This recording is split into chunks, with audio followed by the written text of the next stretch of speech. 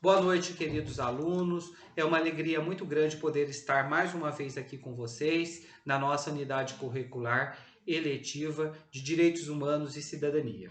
Hoje nós vamos dar continuidade aos estudos da violência, especificamente a questão da violência de gênero, né? Na aula passada, nós apresentamos para os senhores os principais dados estatísticos da questão da violência no Brasil, né? Utilizando elementos aí do Atlas da Violência e outros dados, né? Nós vimos na aula passada que a questão da violência de gênero, especificamente contra a mulher, ela não se resume a um aspecto que envolve pessoas indefinidas, né? Pessoas sem em condições sociais mais desfavorecidas ou menos desfavorecidas. A questão da violência contra a mulher, ela ocorre em qualquer lugar, infelizmente, não é? E existe uma cultura social, né, antropológica, que aponta muitas vezes que a mulher ela seria a causadora dessa violência, como se ela tivesse ou se justificasse a violência pelo próprio comportamento da mulher.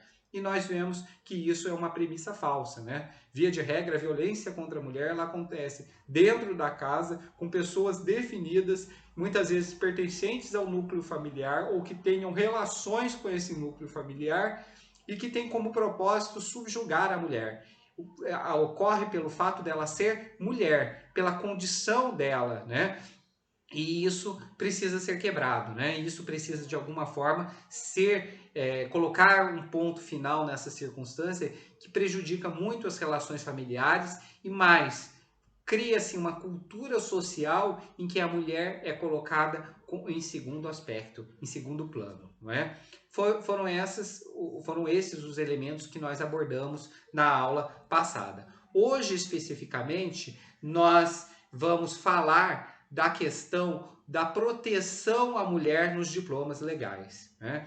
Especificamente, nós vamos encontrar numa legislação farta no nosso ordenamento jurídico brasileiro e também recomendações de organismos internacionais como deve ser observada e analisada a questão da violência contra a mulher, né? Isso não é novo, isso já acontece há muito tempo e a ONU, a Organização das Nações Unidas, ela já vem dando sinais de que essa violência ela precisa ser acabada, né? Ela precisa ter uma punição severa em face dos agressores que perpetram violência contra a mulher, né? Um dos primeiros diplomas legais que nós encontramos é a convenção, são as convenções internacionais, como, por exemplo, a Convenção de Genebra, né, que fomenta políticas de tolerância zero nas práticas de agressões, visando que os países signatários ou simpatizantes dessa convenção, além de criarem leis mais severas e convergentes aos direitos das mulheres, busquem, na verdade, soluções práticas para o problema, como medidas urgentes de reeducação e conscientização. O que essa Convenção de Genebra ela propõe? Além de fomentar leis duras e severas contra aqueles que agridem a mulher, a Convenção de Genebra ela também propõe medidas de educação. A educação que é uma premissa fundamental no Estado democrático de direito, né? É preciso criar uma consciência coletiva educativa de que ações que subjuguem a mulher precisam ser combatidas, né? Historicamente, se você for parar para pensar, a mulher sempre foi vista numa condição inferior ao homem, né? Isso até mesmo pelos diplomas legais aqui no Brasil. A mulher, como eu disse na aula anterior, a mulher ela só conseguiu uma adequação no núcleo familiar com o Estatuto da Mulher Casada. Olha só, gente, pasme, né? Como nós falamos anteriormente. A mulher ela passa a ter vontade no núcleo familiar com o Estatuto da Mulher Casada. Porque até então vigia-se no Brasil a premissa de que o poder familiar era controlado exclusivamente pelo homem. E se é controlado pelo homem, dá o direito do homem julgar e subjugar a mulher e todos aqueles que estão sob a dependência desse homem, não é? E isso precisa ser revisto. Uma das medidas propostas pela Organização das Nações Unidas é a consciência de respeito desde a tenra-idade. Precisa-se criar mecanismos de educação, né, para combater essas violências e esse processo de subjugação da mulher. Essa é a ideia. E é uma ideia que é interessante, né?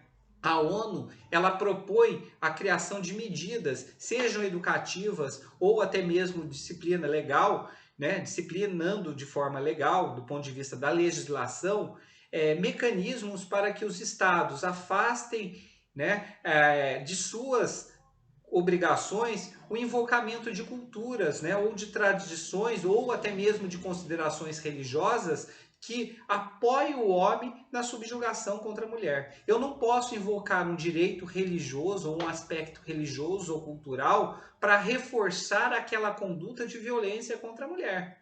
Não é? Então, esse é o mecanismo, né? Mesmo que esteja intrínseco nas questões culturais, religiosas ou nas tradições de um determinado povo, é preciso reconhecer que essa celeuma ela precisa ser acabada ou de alguma forma ser revista para que não haja justificativa na forma de tratamento inferior da mulher com relação ao homem, não é? Essa é a proposta que os organismos internacionais fazem com relação a esse aspecto, né?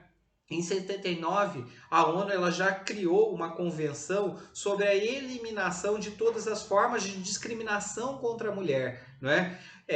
Numa perspectiva de que esses elementos da violência eles fossem diminuídos ou ressignificados como uma forma de tratamento igualitário com relação à mulher, né?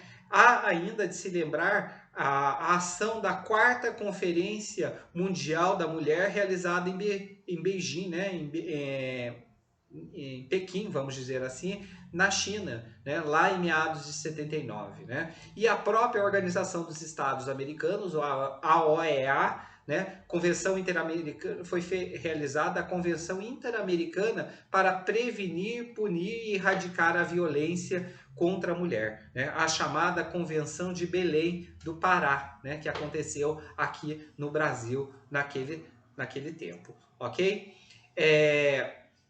Um dado emblemático na história recente do Brasil foi a criação da Lei Maria da Penha, né? Como uma lei mais severa para a punição de práticas criminosas perpetradas pelo homem em relação à mulher. Até então, até a Lei Maria da Penha, o homem que cometesse crimes contra a mulher, de violência contra a mulher, ele responderia pelo Código Penal na condição de um homicídio simples ou num homicídio qualificado, né? Sem nenhuma agravante ou alguma causa de aumento de pena.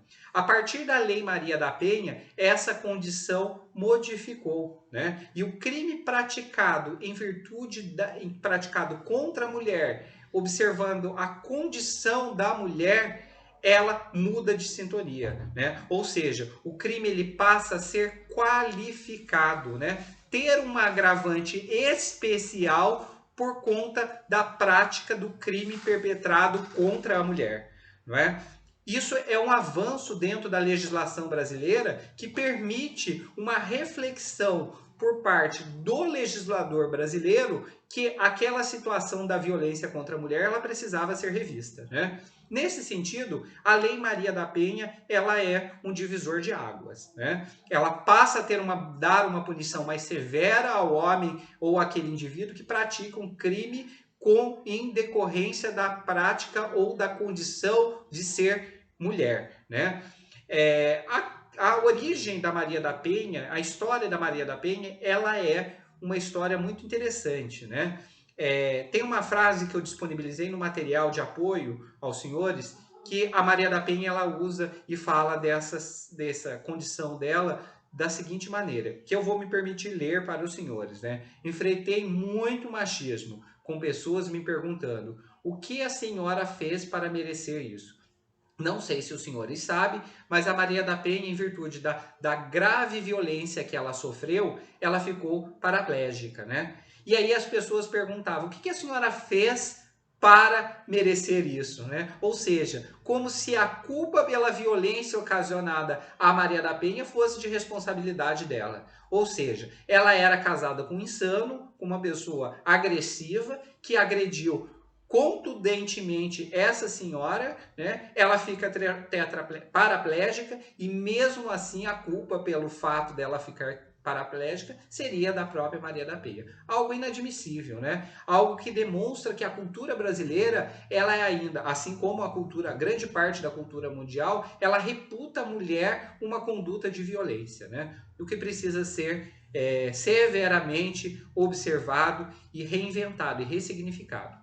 Não sei se os senhores sabem, a Maria da Penha, ela é uma biofarmacêutica. Aqui na unidade curricular eletiva nós temos vários alunos, né, do curso de farmácia. A Maria da Penha, ela era uma biofarmacêutica, né? Pense isso há alguns anos, na década de 80, como uma profissão inovadora para a mulher, né? Principalmente no Nordeste brasileiro, se você for parar para pensar, né? Ela é nordestina, ela é cearense, que sofreu por agressões por vários anos, né, por parte do seu marido, né? E especificamente em 83, ele atentou contra a vida da Maria da Penha, disparando com arma de fogo, né, enquanto ela dormia. Ele simula um assalto e ela retornou ao lar paraplégica aos 38 anos de idade e, detalhe, com 3 filhas, né? Dias depois dessa simulação, desse assalto, né, ele tenta eletrocutá-la no chuveiro. Olha que insanidade, né, pessoal?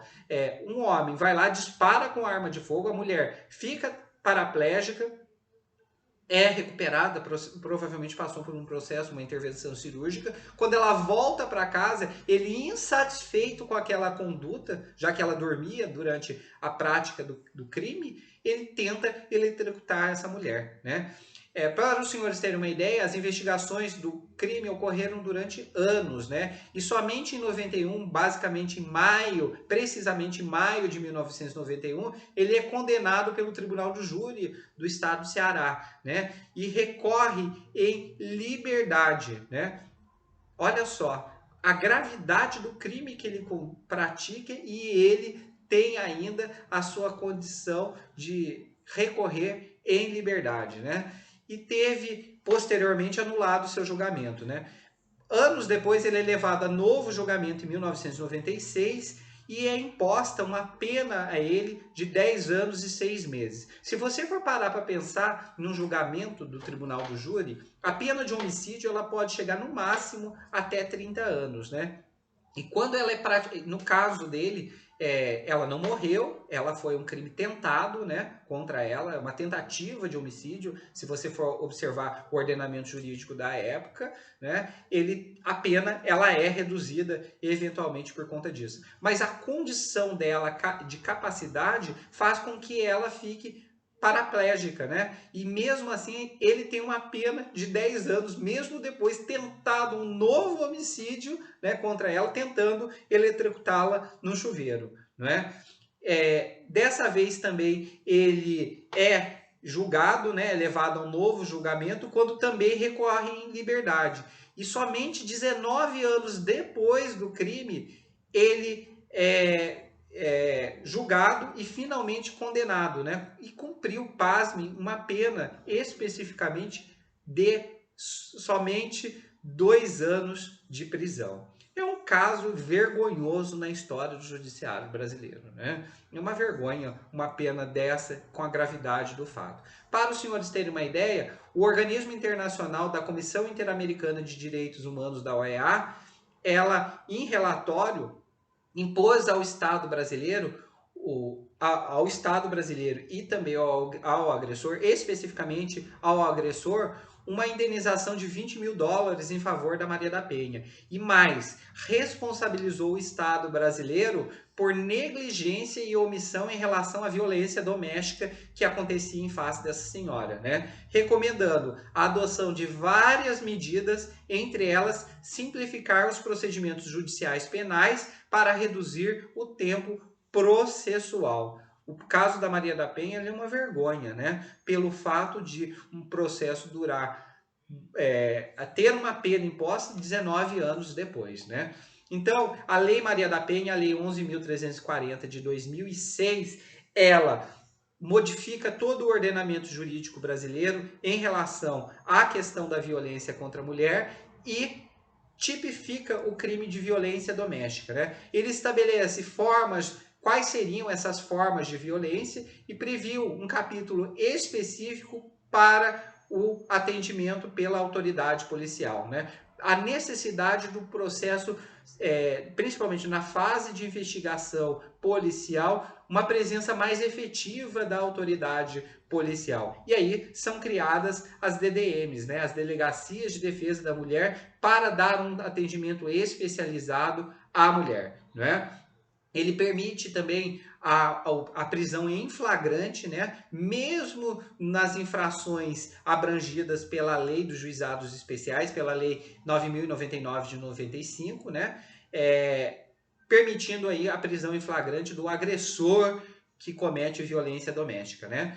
E até mesmo a possibilidade de decretação de prisão preventiva em caso de risco à integridade física e psicológica da mulher, ok? É necessário também, e foi um avanço na legislação brasileira, a criação das medidas protetivas, né? Não adianta criar uma medida eficaz somente ao longo ou no final do processo, mas principalmente nessa fase introdutória, né? Em que permite o afastamento do homem do lar, do agressor do lar, né? Impondo aí medidas restritivas no aspecto de distanciamento do agressor em relação à mulher, né? E até mesmo as formas de pagamento de pensão ou de qualquer outra forma para que garanta à mulher a subsistência enquanto o homem estiver afastado do lar, por conta de muitas vezes o homem ser o provedor do lar. Então são medidas eficazes que não diminuíram a condição da violência contra a mulher, mas que permite à autoridade judiciária ou autoridade estatal, né, ou policial, vamos dizer assim, que adote mecanismos de apoio à mulher que sofre violência, né? Com relação à violência contra a mulher, é muito importante que os senhores saibam que a violência contra a mulher ela não é só física, né? A física se dá quando o homem empurra, chuta, amarra, bate ou violenta essa mulher. Mas nós também encontramos violências de outras formas, como a psicológica, a moral, a patrimonial ou até mesmo a violência sexual, né? A violência psicológica, quando há humilhação, quando há insulto, quando há o isolamento dessa mulher, a perseguição ou ameaça, né? O isolamento, né? Que é algo muito comum que as pessoas muitas vezes não se discute, né? Mas você isola a mulher que ela não tem sequer contato com a sua família ou amigos. Isso é uma forma de violência psicológica. A violência moral, né? A calúnia, a injúria, a difamação, que é perpetrada contra a mulher, a violência patrimonial ou econômica, né? Quando o homem de alguma forma controla o dinheiro da mulher, quando ele não dá permissão para a mulher realizar certas compras, quando ele destrói objetos contra a mulher, quando ele não deixa essa mulher trabalhar ou quando ele oculta bens ou patrimônios dessa mulher, né? E, por fim, a violência sexual, né? Em que há exigência, por exemplo, para a prática da relação sexual, quando há a pressão psicológica, a pressão para a relação, para realizar, para ter a relação sexual, ou quando ele nega, por exemplo, o uso de métodos anticonceptivos, como preservativo, por exemplo, né? Ou quando ele nega o direito de utilização até mesmo dos métodos contraceptivos por parte da mulher, o DIU, né, a pílula do dia seguinte ou qualquer outra forma de violência sexual contra a mulher, né? O crime de feminicídio ele vem ser colocado, disposto no Código Penal Brasileiro a partir de 2015, né? Como também um dos avanços da Lei Maria da Penha, que foi o primeiro start aí de proteção contra a mulher, e nada mais é que o homicídio intencional de pessoa do sexo feminino, por conta da condição de ser mulher, né? É um homicídio qualificado e ao mesmo tempo hediondo, né? Então, esse homicídio, esse crime de feminicídio, ele é previsto no artigo 121 do Código Penal, né? Especificamente lá no parágrafo 2º desse artigo 121, no inciso 6, que diz, né, que é o homicídio praticado ou cometido contra a mulher por razões da sua condição de sexo feminino. O fato de ter sexo feminino seria o start aí para a prática do crime de feminicídio. E vai prever uma pena de 12 a 30 anos de prisão para o indivíduo que comete o crime de feminicídio, né? Com relação a esse crime de feminicídio, é importante os senhores observarem também que considera-se que há razões de condição de sexo feminino quando o crime envolve violência doméstica ou familiar, ou quando há o menosprezo ou discriminação à condição da mulher, não é? Então, vejam bem, o que vai diferenciar o crime de feminicídio é o fato da condição de ser mulher. E isso que vai ser o divisor na prática ou para a adoção desse crime de feminicídio, né? É importante também observar que o próprio Código Penal, quando criou ou ficou estabelecido o crime de feminicídio, ele também elencou algumas causas de aumento de pena, né? Como, por exemplo, aumentando de 1/3 a pena do crime de feminicídio quando ele é colocado, quando ele é praticado, né? Vamos dizer assim, durante a gestação ou nos 3 meses posterior ao parto, né? Aumenta a pena quando é praticado esse crime de feminicídio. Então vamos imaginar um homem que mantém uma relação sexual contra a mulher, né? Ela é engravida e aí por conta da condição dela ser mulher, ele mata essa mulher, né, durante a gravidez, ele vai responder pelo crime de feminicídio, uma pena de 12 a 30 anos, podendo ser aumentada de 1/3 por conta da condição dela estar grávida, né? Ou quando o crime também é praticado contra a pessoa menor de 14 anos, mulheres, né, meninas menores de 14 anos ou maiores de 60 anos, mesmo também sendo deficiente ou portadoras de doença degenerativa que acarretem, né, condição limitante ou de vulnerabilidade física ou mental, também seria uma causa de aumento de pena, né? Na presença física ou virtual de descendente ou de ascendente, ou seja, crime praticado na frente de filhos ou de pais dessa mulher, né? E uma coisa que foi fundamental, quando há o descumprimento de medidas protetivas que foram estabelecidos contra a mulher, né? No material de apoio, eu indiquei também alguns casos que seriam interessantes os senhores analisarem e observarem, né? Como o caso da aposentada Elza, lá do estado do Paraná, da violência que foi praticada contra ela. Seria interessante os senhores darem uma olhadinha como uma forma de refletir sobre a questão da violência contra a mulher.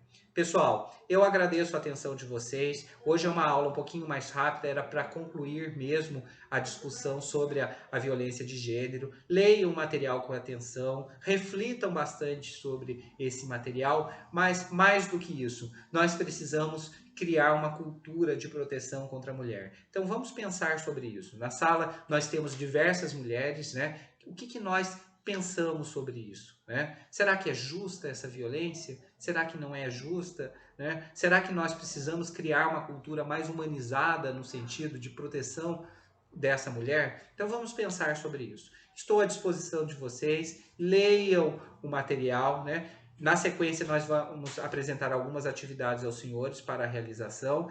E caso haja alguma dúvida, alguma sugestão, utilize a ferramenta Fale com o Professor, que está à disposição dos senhores, tá bem? Um grande abraço, tudo de bom e até a nossa próxima aula. Fiquem com Deus. Forte abraço, pessoal!